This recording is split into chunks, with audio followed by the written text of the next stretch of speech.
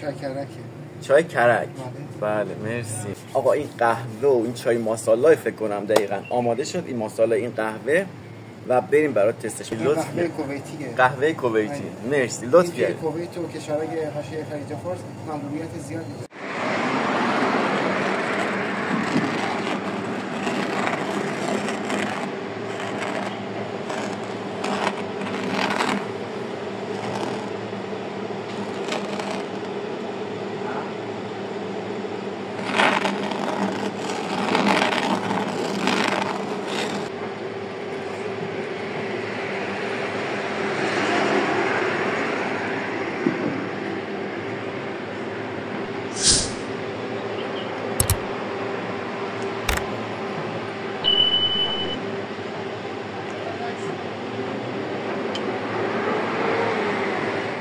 دستشون در نکنه گذاشتم من فیلم بگیرم و این چای ماسالا خیلی تعریفشو میکنن. الان دارن آماده میشه کم کم که بریم برای تستش. قهوه‌مون هم که آماده شده.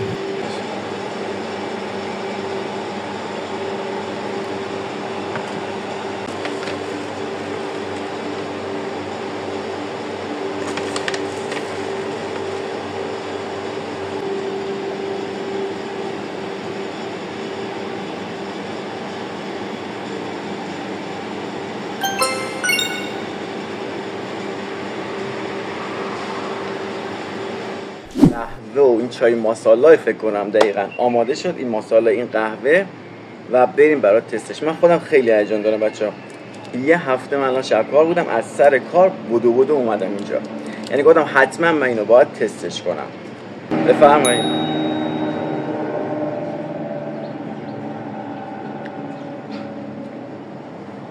چه یه طعم خاصی میده، یکم ترشه. من شرمنده یه مقدار صدا بده چون من میکروفون ندارم. قرار امروز برم میکروفون بگیرم، تجهیزاتمو کامل کنم دیگه. ببخشید دیگه کارگری من خودم کار میکنم، شبا کلا یه جای دیگه کار میکنم. یوتیوبم شروع کردم که بتونم کنار کارم یوتیوب ادامه بدم و در آخر دیگه کارمو ول کنم، کلا به یوتیوب بچسبم چون خیلی علاقه دارم هم یوتیوب و هم تست خوراکی رو. ولی واقعا قهوه‌شو دوست دارم، خیلی قهوه خوبیه. الان نوبت چای ماسالاست. چای ماسالا درست آقا؟ بفهم. این چای کرکه. چای کرک. بله مرسی متشکرم. لطف کردین. دستتون در نکنه آقا. من خیلی دوست داشتم باهاش مصاحبه کنم، کسی که اینا رو داره درست میکنه و خیلی پسر خوبیه. الان اگه بتونن یه عکس حداقل ازش بگیرم، راضی نشد بیاد جلوی دوربین. من واقعا دفعه اول دارم تست، من خیلی هیجان دارم، خیلی دوست دارم ببینم چه مزه‌ای میده.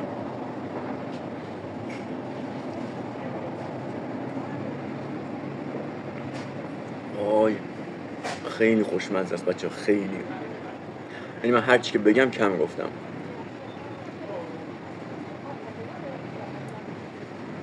خیلی خوبه. زنجفیل هم توش داره، یه مقدار تند و داغه و قومش خیلی زیاده. این مزه‌شون از همه بهتره. مرسی لطف قهوه کویتیه. قهوه کویتی. مرسی لطف کردید. کویت و کشورهای حاشیه خلیج فارس ممنوعیت زیادی داره. مرسی لطف کردید. بچه اینم قهوه کویتیه. دستش در نکنه، واقعا مهربونه. مثلا خب حالا کدوم بخوریم؟ خب الان بریم اینا تست کنیم. این چای کرکه بچه‌ها.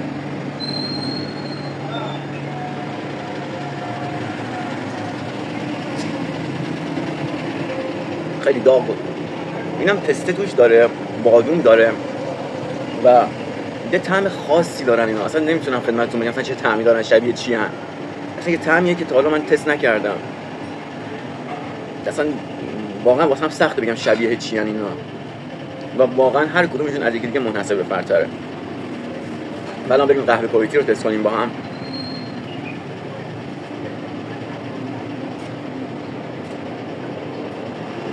و خیلی خوشمزه است حاجی. اصلا من هر چی بگم کم گفتم.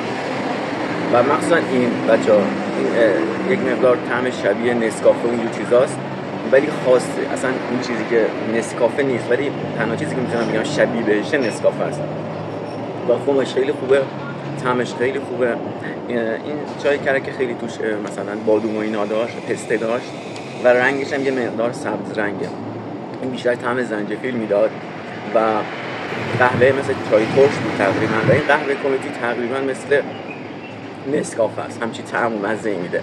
اون چیزی که شبیه بهشه رو دارم میگم وگرنه کلا هر کدوم از اینا منحصر به فرد طعم خاص خودشو داره.